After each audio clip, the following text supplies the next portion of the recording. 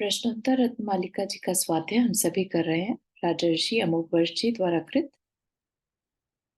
प्रणिपत्य वर्धमानम प्रश्नोत्तर रत्न मालिकां वक्ष्ये नागनरामर वन्द्यम देवं देवाधिपं वीरम् नमो अरिहन्ताणं नमो सिद्धाणं नमो आयिर्याणं नमो उवज्जायाणं नमो लोये सवसाहुणम्।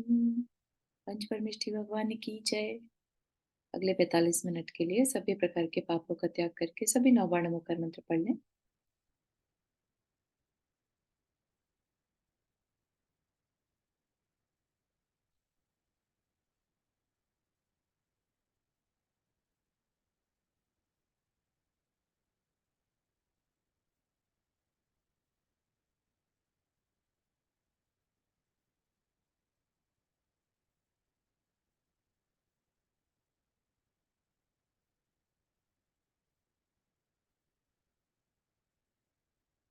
तो जो कल हमारा विषय चल रहा था इसमें, है ना, मैत्री भाव के लिए कि सभी के मन को सुख देने वाली भावना कौन सी है? मैत्री भाव है ना। और दुख देने वाली, जो मन को व्यथित कर दे, मन को अशांत कर दे, तो वो क्या बताया था? अनर्थ, है ना।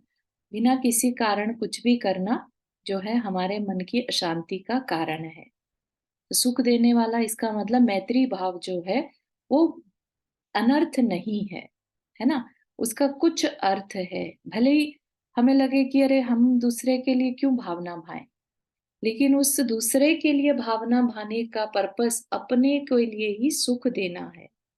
ठीक है ना। तो अपने मन को सुख देने वाली भावना है मैत्री भाव, और वो इतना बड़ा अपने लिए सुख देगी।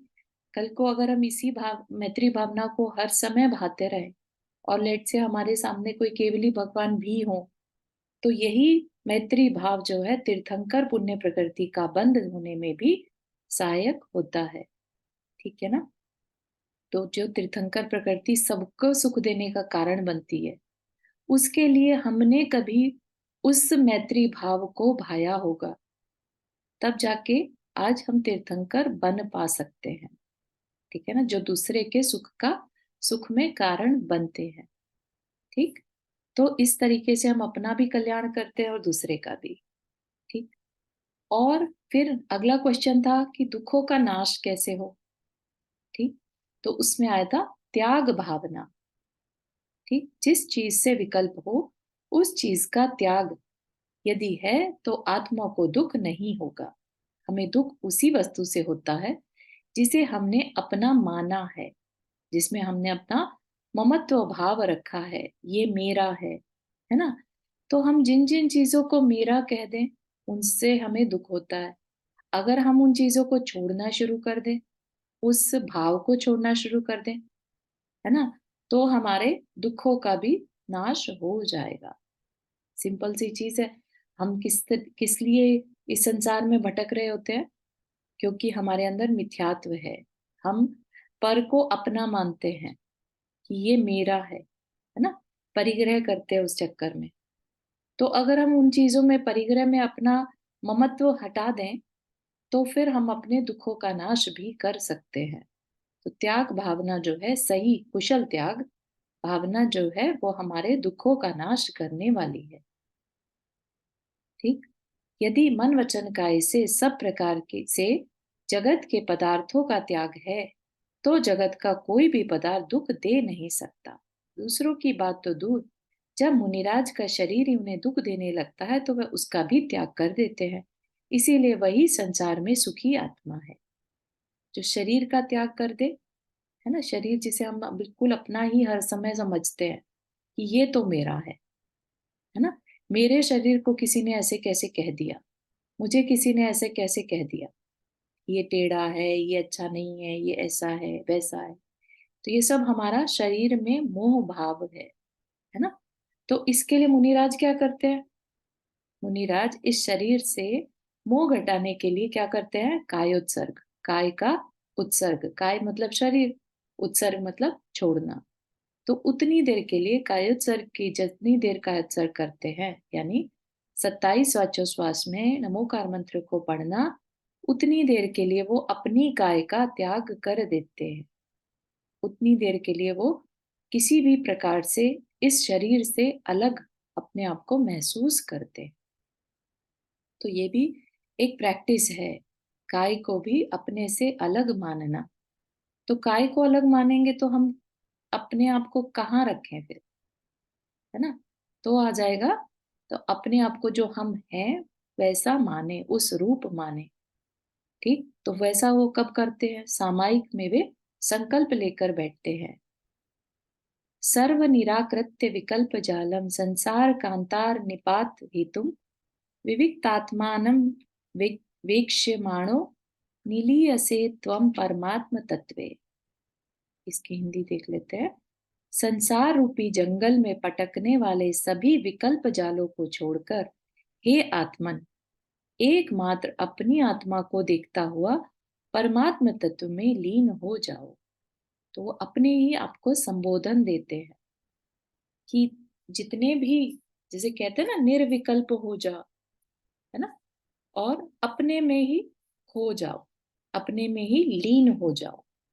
ठीक है ना, सारे विकल्पों से छूटकर अपने में लीन हो जाओ, ऐसा कुछ भजन भी आता है ना।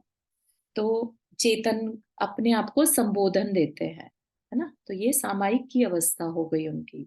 तो कायोत्सर्ग, सामायिक, ध्यान, है ना। तो ये तप की कैटेगरी में रखा है। और तप क्या है? तप से हमारे कर्मों का नाश होता है। कर्म क्या है? कर्म ही दुख है। तो दुखों का नाश ही करना है, तो इन्हीं तरीकों से तप से पॉसिबल है। ठीक है ना। तप से त्याग, त्याग भी उसी के अंदर आ जाता है। ठीक है ना।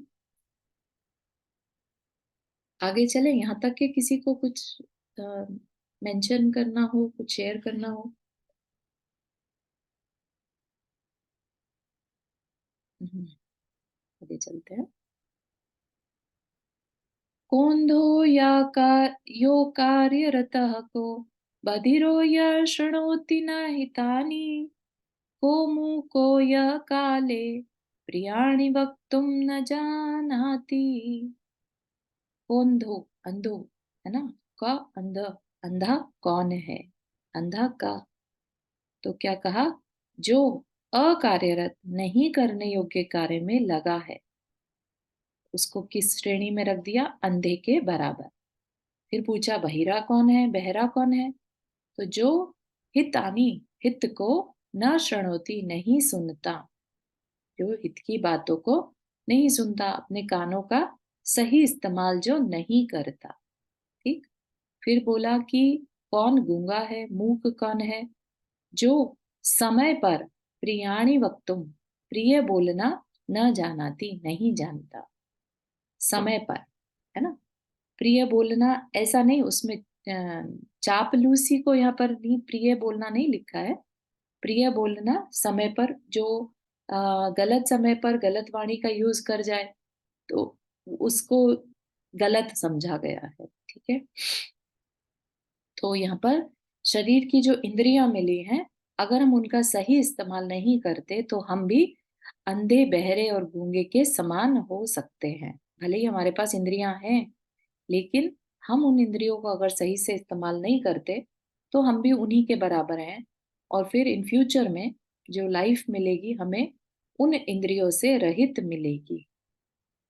ठीक है ना। एक जगह पर मैंने सुना था कि अगर, जैसे कई बार कुछ लोगों की आदत होती है ना, मंदिर में चर्चा करने की, उपदेश सभा में चर्चा करने की, तो जैसे पीछे पीछे बैठ गए और गपशप चल रही है या इधर की उधर की बातें चल रही है, तो महाराज जी ने बताया कि ऐसे फिर लोग जो होते हैं ना, आगे चल के मूक बन जाते हैं। कितने ही जानवरों को अपन देखते हैं ना, बोल नहीं पाते। क्यों? क्योंकि जब उन्हें जबान मिली थी, उन्होंने उसका मिसयूज किया होगा। ठीक है ना। तो इस तरह से हमें बहुत केयरफुल रहना होगा। जो चीज मिल गई है, हमने कुछ अच्छा किया होगा, आज मिली है, उसको हम कैसे यूज कर रहे हैं वो फिर हमें देखने की चीज है। यहाँ शारीरिक विकलांगता का नहीं, किंतु नैतिक विकलांगता का चित्रण किया गया है ना, नीति की अपेक्षा से। जो आंखें प्राप्त करके भी नहीं करने योग्य या अहित के कार्यों में लगा है, वह वस्तुतः अंधा है ना? आंखों से भगवान की मूर्ति भी देखी जा सकती थी, भक्ति की जा सकती थी, ना शास्त्र जी पढ़े जा सकते थे, राइट? मंदिर का रास्ता देखा जा सकता था। आंखों से जो करने लायक है वो चीजें बता रहे हैं, किंतु उन्हीं आंखों से जब मन की दबी इच्छाओं की पूर्ति करने वाले चित्र देखते हैं और संसार की चकाचौंध में खो जाते हैं, तो हम आंख वाले अंधे कहलाते हैं। ठीक है? तो आंखों से क्या देख रहे हैं हम? संसार की चकाचौंध, लग्जरीज, उसी में हमारा दिमाग जाता है। तो हम समझिए कि हम आंख वाले होकर भी अंधे हैं। ठीक है ना? विवेक की आंख जागृत करो, उसे खोलो। तीसरी आंख या जो अंदर की आंख होती है ना, विवेक की आंख, जो सामने दिख रहा है वो ही सब कुछ है ऐसा नहीं, है ना? एक पर्सन है, लेट से वो अपने दुख को छुपाए हुए है, कुछ भी बोल रहा है, लेकिन जिसमें सामने वाले में जिसमें विवेक होगा, जिसमें थोड़ी समझदारी होगी, वो उसके उस दुख को भी महसूस कर पाएगा। ठीक है ना? तो इसको क्या कहते हैं? विवेक की आंख। जो सामने वाला दिखाना चाह रहा है, क्या वही सही है या उसके पीछे भी कुछ है? ठीक है ना? तो ये चीज भी हमारे अंदर होनी चाहिए। I will share a very good story on that. जो आंख नहीं होने के बाद भी कितनी अच्छी तरह से उसकी, क्योंकि विवेक की आंख खुली थी, तो कितनी नॉलेज उसके अंदर थी। ठीक है ना? जो कि हम आंखों के होते हुए भी उन चीजों को कई बार नहीं समझ पाते। ठीक। विवेक की आंख खोलकर जिन्होंने इस संसार को देखा, वही जागृत है, बाकी तो सब अंधापन ही है ना? जैसा हमें दिखाया जा रहा है वैसा हम देखकर और वैसी वैसी जीवन जिए जा रहे हैं, तो ये क्या कहलाएगा? हमारा अंधापन, है ना? मेनली जो होता है एडवर्टीजमेंट्स के केस में, एडवर्टीजमेंट में हमें जो दिखा दिया जाता है हम उसे ही सही मानकर और उस पर एक्शन करने लगते हैं, वही सबसे बेस्ट हेल्दी मानने लगते हैं, है ना? वही हमारे लिए सबसे अच्छा है, ऐसा। ये सब क्या है? ये हमारा अंधापन ही है।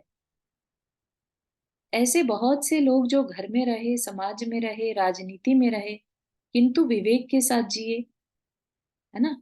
दूसरे को ठगना, पद का अहंकार, दुराचरण करना ऐसे कार्य हैं जिनसे व्यक्ति सम्मान पाकर भी अपमान पाता है। आज तो भले ही उसका पुण्य साथ दे रहा है, वो दूसरे को ठग पा रहा है, ऊंचा पद पा लिया, लेकिन अल्टीमेटली ऐसे व्यक्तियों का अंत अच्छा नहीं होता। ठीक है ना? तो जो भी दुराचरण में लगे हैं, दुराचरण, तो ये भी क्या है? हमारे एक तरह से हमारी आंखों का अंधापन है। हम सोच रहे हैं हम सबको बेवकूफ बना रहे हैं, है ना? लेकिन क्या हम अपनी आत्मा को बेवकूफ बना सकते हैं? लेकिन हम ऐसा मानते हैं कि हम बहुत समझदार हैं, क्योंकि हमारी अंदर की आंख तो खुली नहीं है ना। विवेक की आंख जो होती है वो तो हमारी खुली नहीं है, तो इस वजह से हमें सब कुछ जो है एक अंधे व्यक्ति के समान ही हम बिहेव करते हैं। ठीक। जैसे जैसे पद प्रतिष्ठा आती है, धन संपत्ति बढ़ती है, तो व्यक्ति के विवेक की आंख मुंदती जाती है।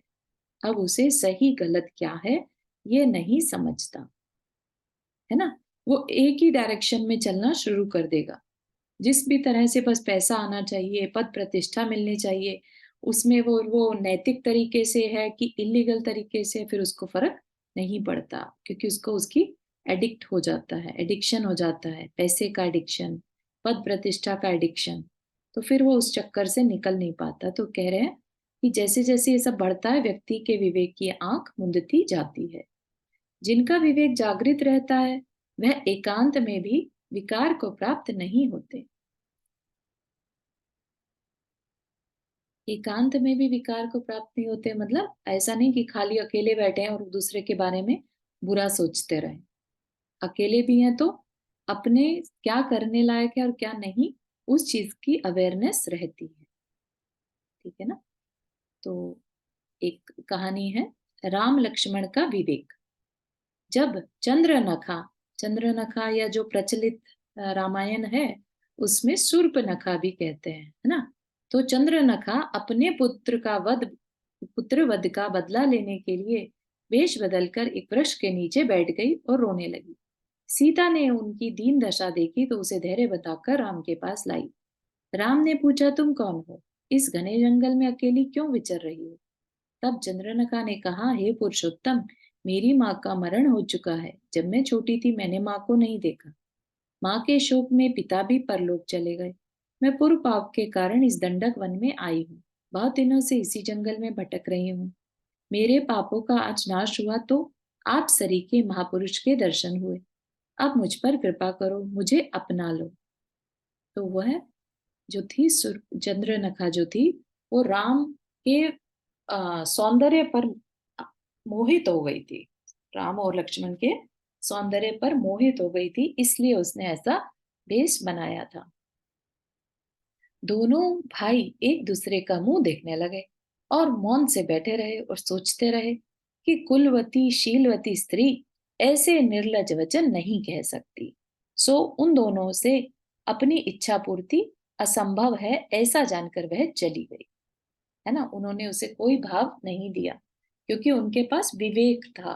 वो उसके हाव भाव, उसकी सोच पर ध्यान दे पा रहे थे। है ना, नहीं तो जो दिखाया जाए और वही हम सच मान ले तो वो विवेक नहीं कहलाता। तो इतनी अवेयरनेस हमें होनी चाहिए, तभी उसको पंडित कहा। जो विवेकी है वही पंडित है ना।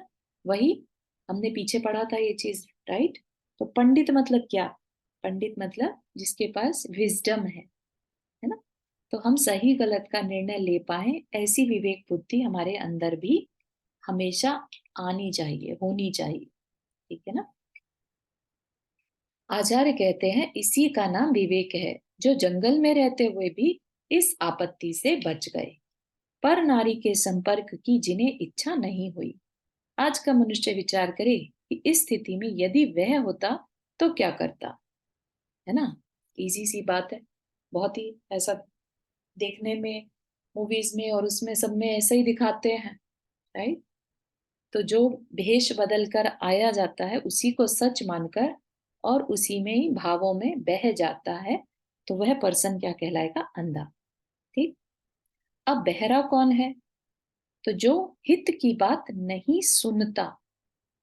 ठीक है, जिसे अपने हित की बात ना सुनाई दे वो एक तरह से बहरा ही है ना, राइट। जिसने अहंकार वश जो बस जो ठान लिया बस उसे ही करना है, तो ऐसे में उसको क्या कहा? उसको बहरा कहा। जैसा कि एग्जाम्पल में आता है रावण। रावण के अहंकार ने उसके कान बंद कर दिए।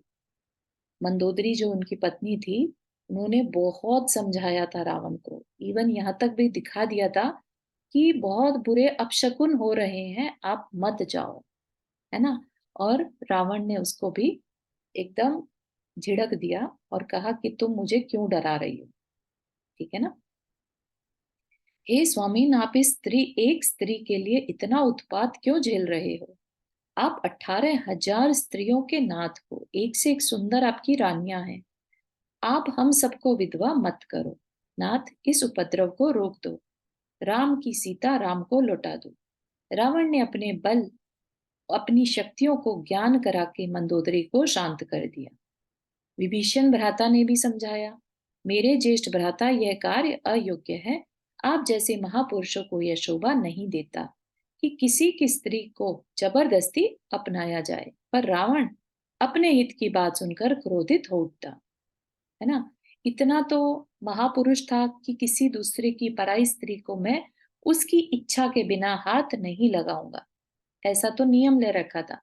है ना। और बहुत सारी शक्तियां थी रावण के पास, फिर भी जो है अहंकार उसका जो है, उसके कारण से वो समझ जाने वाली बातों को भी नहीं समझ पाया। उसके हित की जो बातें थी वो उसके कानों तक नहीं पहुंच पा रही थी। उसका अहंकार जो था वो उस हित की बातों को भी रोक देती थी। है ना। तो आचार्य कहते हैं कि यही बधिरता है। ठीक है, तो ये बहरापन है हमारा। जो नैतिक विजडम के वाले लोगों से पूछो तो वो ये बताएंगे, बहरा वो नहीं जिसके पास कान नहीं है, बहरा वो जो अपने हित की बात नहीं सुनता। अब गूंगा कौन है? जो समय पर प्रिय बोलना नहीं जानता। प्रिय वचन से विपरीत प्रवृत्ति करने वाले लोग भी अनुकूल बन जाते हैं। क्या कह रहे हैं? प्रिय वचन बोलने से विपरीत प्रवृत्ति मतलब कि आपकी नेचर किसी से लेट से नहीं मिलती है ना, आपका किसी से अच्छा तालमेल नहीं है, तो भी अगर आप उससे मीठा बोलते हैं, प्रिय बोलते हैं, तो भी वह आपके अनुकूल बन सकता है। जब विभीषण राम के पास आए तो लक्ष्मण क्रोधित थे, और भी लोग डरे हुए थे कि रावण का भाई अपने पास आकर कहीं अपना ही अहित न कर दे। राम ने विभीषण को भी अपने प्रिय वचनों से शरण दी और लक्ष्मण आदि को भी प्रिय वचनों से समझाया, है ना। जहां लड़ाई की पॉसिबिलिटी हो तो डिपेंड करता है हम उसको किस तरह के वचनों से संभालते हैं, ठीक है ना। तो ये भी बहुत लेसन लर्न करने लायक चीज है कि लड़ाई होना एक अलग चीज है, और हम अपनी वाणी का इस्तेमाल करके किस तरह से माहौल को अच्छा कर सकते हैं, ये हमारे हाथ में है। तो वही गूंगा है जो प्रिय बोलना नहीं जानता। बल्कि कई बार क्या है, अपन आग में घी का काम कर जाते हैं। कोई दो लोग की लड़ाई चल रही है और हम और ज्यादा अपने वचनों से उनको भड़का भी सकते हैं, है ना। और चाहे तो प्रिय वचनों से माहौल को शांत भी कर सकते हैं। ठीक। तो जो शांत कर दे तो वो क्या कहलाएगा? वो बोलना जानता है। और जो और भड़का दे, माहौल खराब हो जाए या किसी से वैर कर ले सिर्फ अपनी वाणी की वजह से, तो उसे क्या कहा यहाँ पर? गूंगा कहा। ठीक। तो राम जी को सबसे इसमें उत्कृष्ट पुरुषोत्तम राम बोला ना, पुरुषों में उत्तम। तो हर जगह उनकी जो है एक तरह से एज अ एग्जाम्पल हर जगह यूज होता है उनका, कि उन्होंने सर्वश्रेष्ठ थे हर एक चीज में। आईज का यूज करना हो तो, कानों का यूज करना हो, बोलने का यूज करना हो, जहां पर भी इंद्रियों का, जहां पर भी डिसिप्लिन, सब चीज में वो पुरुषोत्तम थे। इस वजह से उनकी कहानी आज भी सबके दिलों को अट्रैक्ट करती है, क्योंकि कहीं ना कहीं सबके हार्ट में अच्छा बनने का विचार तो होता है, इसलिए हम उनकी कहानी सुनना पसंद करते हैं, है ना। हम वैसे नहीं है, लेकिन कहानी सुनना सबको पसंद है, राइट। इन प्रिय वचनों के कारण से ही माँ कैकेयी को भी राम ने उनकी गलती का एहसास कराया था। राम ने कहा कि आप मेरी माँ हैं, आपकी आज्ञा पालन करना मेरा कर्तव्य था। और बाद में कैकेयी को लगा कि अब उसने अपने पुत्र व्यामोह में अपने पति दशरथ और पुत्र राम के साथ अन्याय किया, है ना। तो अपने पुत्र भरत को वैराग्य से रोकने के लिए उन्होंने राम को वनवास भिजवा दिया था, ये सोचकर कि जो पुत्र भरत है वो अगर गद्दी पर बैठेगा तो हो सकता है वैराग्य ना ले, दीक्षा ना ले, है ना। तो इस मोह में उन्होंने इस तरह का एक्शन लिया।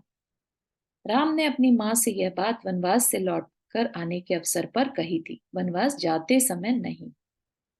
इसलिए अवसर पड़ने पर प्रिय सत्य वचन अवश्य बोलना चाहिए। तो ये विवेक, अगेन यहाँ पर भी फिर से विवेक आ जाएगा कि किस समय पर उन वचनों का यूज करना, ठीक है ना। जरूरी नहीं है हर बात हर समय पर लागू हो जाए। तो ये विवेक से आता है। विवेक कहाँ से आता है? विवेक अच्छी संगति से आता है, अच्छे शास्त्र पढ़ने से आता है। जैसे अभी हम नीति वाक्य पढ़ रहे हैं, इससे क्या होगा? इससे हमारा विवेक जागृत होता है, ठीक है। हमारे अंदर सही क्या है और गलत क्या है, वो सारी नॉलेज, इंफॉर्मेशन आ जाती है, ठीक है। भले ही ये शास्त्र नहीं है, लाइक सिद्धांत नहीं है ना। जैसे अभी हम पढ़ने वाले हैं मरण क्या है, तो मूर्खपना मरण है। तो क्या वाकई में मूर्खपना मरण है? नहीं, विजडम की बातें हैं, है ना। तो अगर हमारे अंदर मूर्खपना है, लेट से, तो हम ये मानकर चले कि हम एक मरे हुए के समान है, तो हमें मूर्ख नहीं रहना, तो हम अपनी बुद्धि को बेटर बनाएं, ठीक है ना। तो इसी तरीके से अपने विवेक को हम जागृत कर सकते हैं। तो ये जो छोटा सा शास्त्र है, ये विवेक जागृत करने के लिए बहुत हेल्पफुल है। ठीक है ना। अगली गाथा पे चलते हैं। किम मरणं मूर्खत्वं किम चानर्गयं यदवसरे दत्तम् आमरणात् किं शल्यं प्रचनं यत्कृत्मकार्यम्।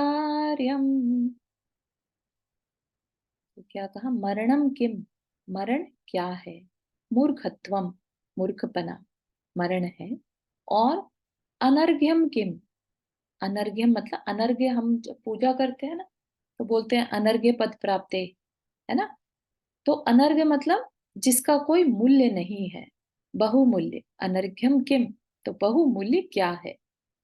यदवसरे दत्तम, जो अवसर पर दिया जाए वह बहुमूल्य है, जो किसी के काम आ सके। टाइम पर दिया हुई चीज ही काम आएगी ना।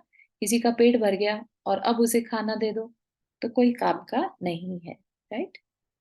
आमरणात् किम शल्यम, मरण समय तक शल्य क्या है, शल्य होता है जो अंदर ही अंदर चुभता रहे।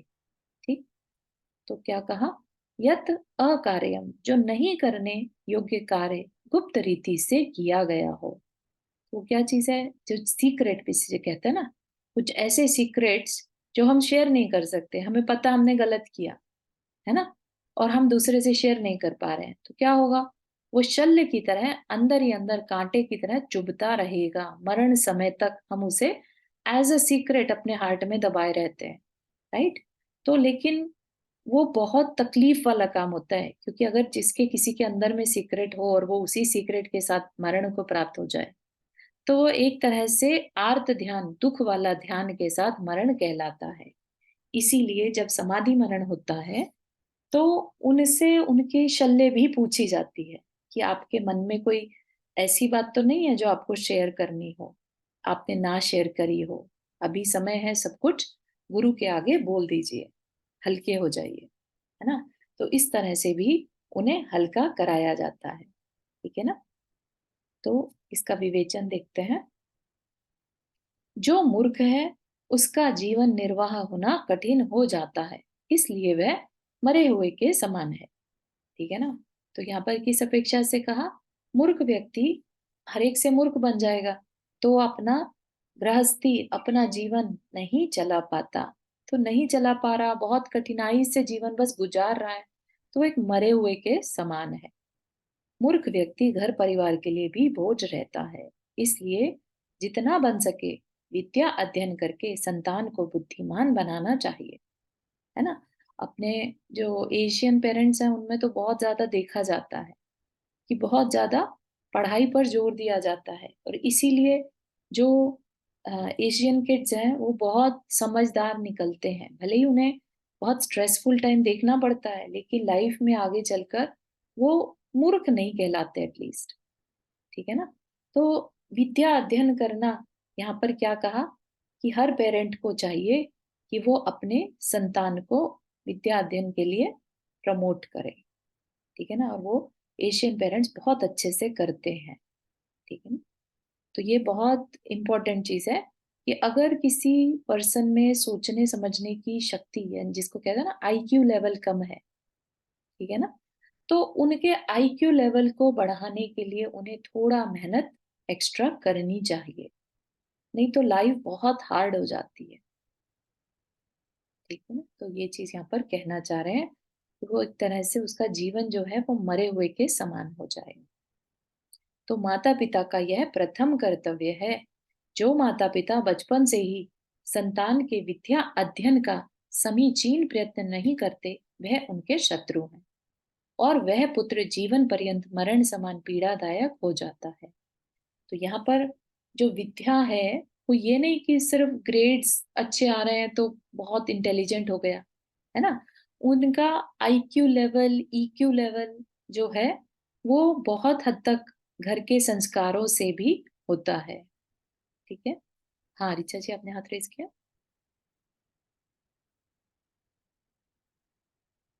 हाँ म्यूट पर हाँ है। जी, सॉरी। हाँ जी, मैं जी। ये पूछना चाह रही थी, यहाँ पे क्या लौकिक विद्या की बात हो रही है कि मतलब धर्म से रिलेटेड विद्या की बात हो रही है? अभी जो बात हो रही है वो लौकिक की हो रही है, क्योंकि जीवन निर्वाह के लिए तो लौकिक शिक्षा ही सबसे इम्पोर्टेंट है। ठीक है, लेकिन खाली लौकिक से जीवन अच्छा हो जाता है क्या? नहीं। उसके लिए घर के संस्कार जो है, जैसे जिस घर में धार्मिक संस्कार होंगे, है ना, कंपैशन, करुणा के संस्कार होंगे, या सद्भाव के संस्कार होंगे, तो वो उसका जीवन, कम विद्या भी होगी थोड़ी सी तो भी अच्छा हो जाएगा। ठीक है ना? तो हर तरह के विद्या, नॉट जस्ट की लौकिक शिक्षा, साथ ही साथ जो ये आर्ट ऑफ लिविंग जिसे कहते हैं, वो भी साथ में जरूरी है ना? बच्चे, माता पिता ये नहीं कि उसको हॉस्टल में डाल दिया और पढ़ रहा है वहां पर तो बहुत है। नहीं, उसके ओवरऑल डेवलपमेंट पर ध्यान देना। ठीक है ना? तो उसकी कभी कोई टफ सिचुएशन आ जाए, उसमें वो कैसे प्रोसेस करता है सिचुएशन को, तो ये भी चीजें सिखाना माँ बाप का फर्ज है। ऐसे नहीं कि उसे छोड़ दिया या उसके रेस्क्यूअर बन के आ गए, हर टाइम लिया दिया और हर जगह अपने बच्चों को सिर्फ बचाया, रादर देन उनको खुद अपने पैरों पर खड़े होना सिखाना। ठीक है ना? साइकिल चलाना कई पेरेंट्स नहीं इसलिए सिखाते कि अरे गिर जाएगा, सोचिए। और अगर लाइफ लॉन्ग उसने साइकिल नहीं सीखी, गिरने से डरता रहा, तो ये एक चीज उसके दिमाग में हमेशा के लिए बैठ जाएगी। ऐसा कोई काम नहीं करना जिससे कि मुझे चोट लगे, मुझे अ, तकलीफ हो, है ना? उसके पीछे जो वो सीख सकता था, उसकी खुद की जो करेज था, उसको हमने दबा दिया। तो ये चीजें भी एक parent, as a good parent, ध्यान देने लायक है ना? नॉट जस्ट लौकिक शिक्षा कि अच्छे स्कूल में डाल दिया तो सब काम हमारा डन हो गया। नहीं, उसको घर में कैसे संस्कार दिए जा रहे हैं वो भी बहुत मैटर करता है। ठीक है, तो वो बच्चा हाँ। मूर्ख ना रहे। हाँ, ऋचा जी कुछ कह रहे हैं? हाँ जी, नहीं समझ में आया, क्लियर हुआ।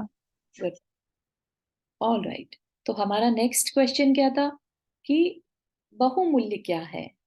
समय पर योग्य वस्तु का देना बहुमूल्य होता है। जिस समय जिस चीज की जरूरत हो, उसी समय उसे योग्य वस्तु मिल जाए, तो वह दान बहुमूल्य होता है ना? जैसा अभी आपको एग्जाम्पल बताया, किसी का पेट भरा है और फिर उसे खाना दे तो कोई सेंस नहीं बनता, उसका कोई मूल्य उसके लिए नहीं है। ठीक? आंखों से किसी को दिखाई नहीं देता है और उसे अच्छे कपड़े देते हैं, कोई सेंस नहीं है, उसे फर्क ही नहीं पड़ेगा, है? भामाशाह का दान अमूल्य दान बन गया, क्योंकि महाराणा प्रताप को वह जिस समय दिया गया, उस समय उसकी महती आवश्यकता थी। है ना? महाराणा प्रताप ने भामाशाह के दान से अपनी सेना को फिर से खड़ा किया। ठीक? तो इसलिए जिस समय उसकी जरूरत है और उस समय वो मिल जाए, तो वही दान जो है बहुमूल्य कहलाता है।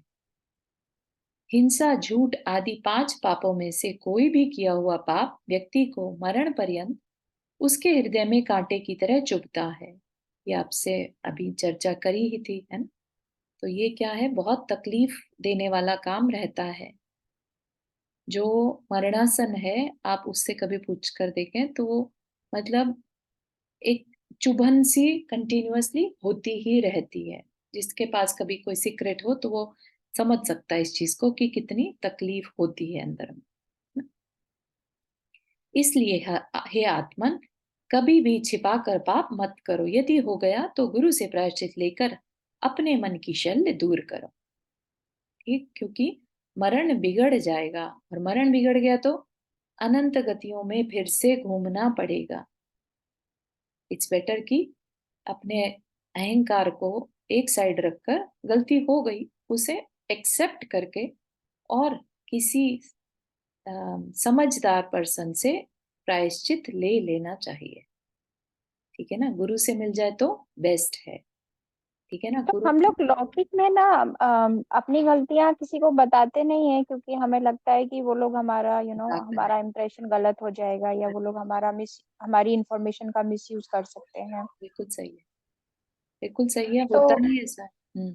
हाँ, तो फिर यहाँ पे बेसिकली ये कह रहे हैं कि अपन से गलती हो जाती है तो हमें हम्म। मतलब उसका प्रायश्चित लेना चाहिए, मतलब हमें सिर्फ गुरु से ही लेना चाहिए, राइट? ऐसा गुरु जो सच्चा गुरु हो, ना कि किसी से भी। करेक्ट, करेक्ट, वही कहना चाह रहे हैं यहाँ पर कि पहली बात तो अपन पांचों पापों से पहले समझते हैं, राइट? हमसे पाप हो गया तभी तो वन पर्सन जो है सोचेगा, अरे नहीं नहीं, मुझसे पाप हो गया, मुझे सीक्रेट रखना चाहिए, नहीं तो लोग मेरे बारे में क्या सोचेंगे, है ना? अब वो ये जो बात है ये क्या बन गया? शल्य बन गया।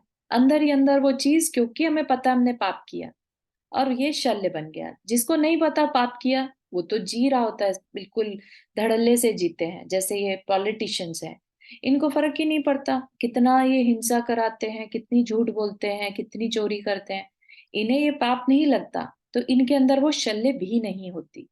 जो सरल होता है और उससे कोई गलती हो जाए तो उसके अंदर ये पॉसिबिलिटी है कि उसको वो चुभता रहे, है ना?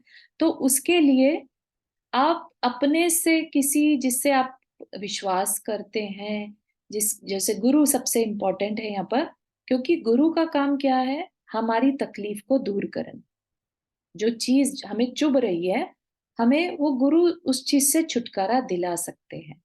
प्रायश्चित सबसे बेस्ट क्या रहता है? ताकि हमारे अंदर जो ग्लानि के भाव हैं वो चले जाएं। जब हम किसी चीज का दंड भुगत लेते हैं ना, तो हमारे अंदर से वो उसका भाव भी खत्म हो जाता है। इसलिए प्रायश्चित लिया जाता है, ठीक है ना? अगर कोई हमें कहता है अरे इट्स ओके, तो हमें उतना सेटिस्फेक्शन नहीं होता, और ऐसे में हम दोबारा गलती करने के चांसेस भी हो सकते हैं। लेकिन अगर हमने प्रायश्चित लिया है जिसमें कि हमने उनसे कोई दंड स्वीकार किया, तो फिर हमारे अंदर से वो ग्लानि के भाव भी निकल जाते हैं और हम दोबारा वो गलती नहीं करते, ठीक है ना? इसलिए गुरु से कहना चाहिए। हाँ, रुक्मणी आंटी, आपने हाथ रेज किया। हाँ, मैं इस बारे में एक चीज़ बोलना चाह रही थी कि परमानंद सागर महाराज जी ने एक बार ये बताया था कि जैसे अपनी एनआरआईज़ में जी। कि जैसे हम लोगों को यहाँ तो गुरु नहीं मिलते, जी। तो हम लोग भगवान के सामने खड़े होके अपनी गलतियों की क्षमा माँग सकते हैं, अगर हम अपना रियलाइज़ कर रहे हैं। हम्म। और अगर किसी के बारे में हमने बुरा कह दिया और उसके बाद हमें पता लग गया कि पता तो लग ही जाता है जब भी अपने से कुछ बुरा कहा जाता है, कर किया जाता है।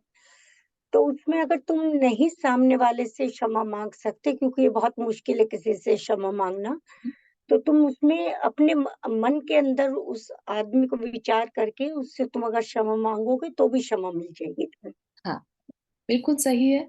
इस जस्ट कि ये जो चीज बताई है ये हो गया जिसमें पर्सन इन्वॉल्व हो। लेट्स से वो पर्सन नहीं इन्वॉल्व है, लेकिन हमने झूठ बोल के अपना काम निकाल लिया, है ना? कोई सिचुएशन ऐसी थी और हमने झूठ बोल दिया हाँ, और तो उस भगवान के सामने खड़े हाँ, होके तो क्षमा माँग सकते हो क्योंकि यहाँ गुरु तो होते नहीं इधर बाहर तो।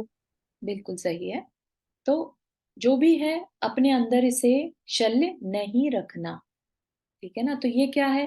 क्यों नहीं रखना? क्योंकि मरण पर्यंत तक ये हमें तकलीफ दे सकती है। मरण समय तक क्या हमारे चुभता रह सकता है? जो काम हमें नहीं करना चाहिए था वो हमसे हो गया हो, ठीक है? तो अब उसका हो गया तो क्या करें? तो उसको एक्सेप्ट करके कि हाँ, हमसे गलती हो गई, और चाहे भगवान के सामने चाहे गुरु के सामने, और उस चीज से अपने मन को क्लियर कर लेना चाहिए, ठीक है? आगे चले। कुत्र विधेयो यत्नो विद्याभ्यासे सदोषदे दाने अवधीरणा क्व कार्या खल परयोषित परधनेषु। क्या कह रहे हैं यहाँ पर? कुत्र विधेयो यत्न, विधेय करना चाहिए। कुत्र कहाँ? विधेय प्रयत्न, यत्न मतलब प्रयत्न कहाँ करना चाहिए? तो क्या कह रहे हैं? विद्या के अभ्यास में, है ना? अभी पीछे क्या कह दिया था? मूर्ख, मूर्खपने में जीवन जीना मरने के समान है। तो मूर्ख नहीं रहना तो क्या करो? विद्याभ्यास करो, है ना? तो क्या कह रहे हैं? कहाँ पुरुषार्थ लगाना? तो क्या कहा आंसर में? विद्या के अभ्यास में। और हमेशा औषधे दाने, औषध दान में, दो चीजों में, विद्याभ्यास में तथा हमेशा औषध दान में यत्न लगाना। और कहाँ अवधीरणा यानी अनादर कहाँ करना चाहिए? किसका हमें अनादर करना चाहिए? ये भी बड़ा इंटरेस्टिंग क्वेश्चन है। तो क्या कहा? खल परयोषित पर धनेशु। खल मतलब दुष्ट, परयोषित पर स्त्री, और पर धन, इनमें हमें अनादर या हमारा इंटरेस्ट नहीं होना चाहिए। ठीक, तो इसको समझते हैं। अरे गृहस्थ बंधो, यह जानो कि किस दिशा में हमें प्रयास करना है। गृहस्थ के लिए हमेशा विद्याभ्यास का प्रयत्न करते रहना चाहिए। विद्या अभ्यास से एक और मानसिक दक्षता बढ़ती है तो दूसरी ओर सामाजिक सम्मान भी बढ़ता है। विद्या हमें प्राप्त है उसका अभ्यास करते रहने से वह विद्या विस्मृत नहीं होती और उसमें निखार आता है ना। तो विद्या मतलब यहाँ पर कोई भी स्किल से रिलेटेड है, चाहे वो आपका म्यूजिक है, हमने कुछ सीखा है, डांस है, कुकिंग है ना, जो हमारा कोर्स से रिलेटेड है, हमारे करियर से रिलेटेड कोई नॉलेज है, हमें किसी ना किसी चीज को बस करते ही जाना चाहिए। नहीं तो क्या होगा, हमारा ब्रेन जो है वो स्लो पड़ जाएगा। ठीक है ना। तो इसलिए भी कहा कि हमेशा विद्याभ्यास का प्रयत्न करते रहना चाहिए। अनाभ्यास से विषम विद्या, अर्थात विद्या का अभ्यास नहीं करने पर वह विष हो जाती है। मतलब वो बल्कि नुकसानदेह हो जाती है अगर हम उसका टाइमली इस्तेमाल या उसकी प्रैक्टिस ना करें। विद्या शब्द के कई अर्थ होते हैं। विद्या का प्रयोजन अर्थ जिसे हो वह विद्यार्थी कहलाता है।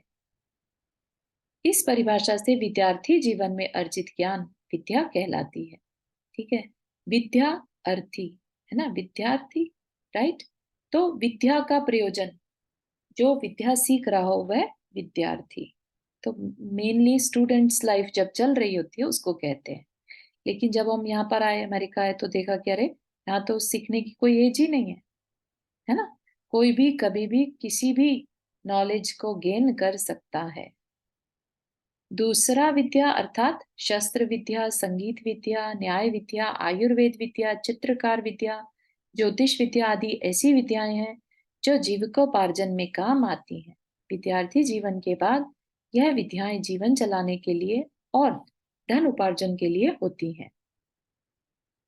तीसरी तरह की विद्या है केवल ज्ञान। वह ज्ञान जो पूर्ण है, आत्मिक है और शाश्वत है। वह भी किससे मिला? निरंतर विद्याभ्यास से। जो ज्ञान हासिल किया उसका अभ्यास करने से आज कहाँ पहुंच गए? केवल ज्ञान तक, है ना। क्योंकि ज्ञान मिला, सद ज्ञान मिला, सम्यक ज्ञान मिला, तो हमने उसको चारित्र में लगा दिया, राइट। चारित्र से क्या हुआ? फिर हमने ध्यान में लगाया, तप किया, और जो हमारा नेचुरल ज्ञान था, जो हमारी नेचुरल रियल विद्या थी, यानी केवल ज्ञान, उसको हमने पा लिया। ठीक। कहीं कहीं पर विद्या और बुद्धि में अंतर भी देखा जाता है। देखा जाता है कि विद्यावान पुरुष के पास यदि बुद्धि नहीं है तो वह विद्या उसी के लिए घातक हो जाती है। बुद्धि मतलब अभी जो ये मूर्खपना हमने पीछे पढ़ा है ना, वह चीज आईक्यू लेवल, पढ़ाई तो कर ली लेकिन उसको यूज कैसे करना, वो चीज अगर ना आए, जिसे कहते हैं विवेक बुद्धि ना हो, है ना, तो वह विद्या जो है उसके लिए घातक हो जाती है। ठीक है ना। जैसे कई बार न्याय की विद्या ही है, राइट, किसी ने सीख तो लिया, राइट, लेकिन उसने अगर कुछ गलत केस किसी के ऊपर करवा दिया, गलत पर्सन को जेल करवा दी, हो सकता ना, तो उसने अपना विवेक उसमें इस्तेमाल नहीं किया। ठीक। और भी चीजें हैं, जैसे इवन ज्योतिष में, विद्या में भी हम अगर अपना विवेक नहीं लगाएंगे, विवेक बुद्धि, तो हम सामने वाले को पूरी तरह से जान नहीं पाएंगे। ठीक है, हर जगह पर विवेक के साथ ही विद्या कार्यकारी होती है। ठीक।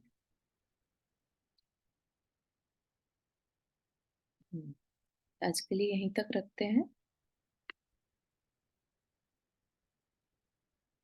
एक कहानी आ रही है, लंबी है इसलिए आज नहीं ले पाएंगे।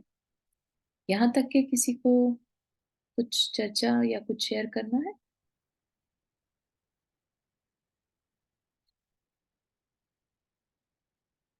क्लियर हो रहा है?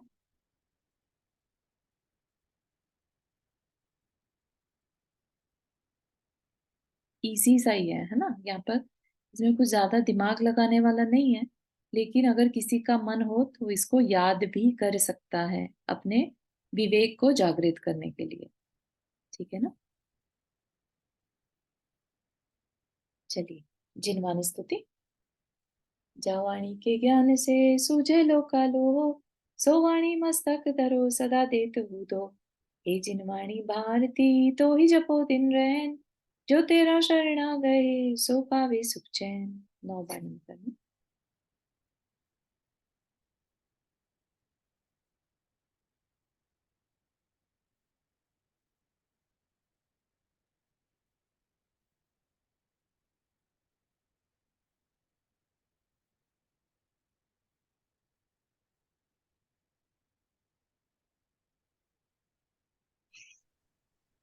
सभी को जय जिनेन्द्र। जय जय जिनेन्द्र जिनेन्द्र। चाचू सभी को। जय जिनेन्द्र सबको। जय जिनेन्द्र। जय जिनेन्द्र।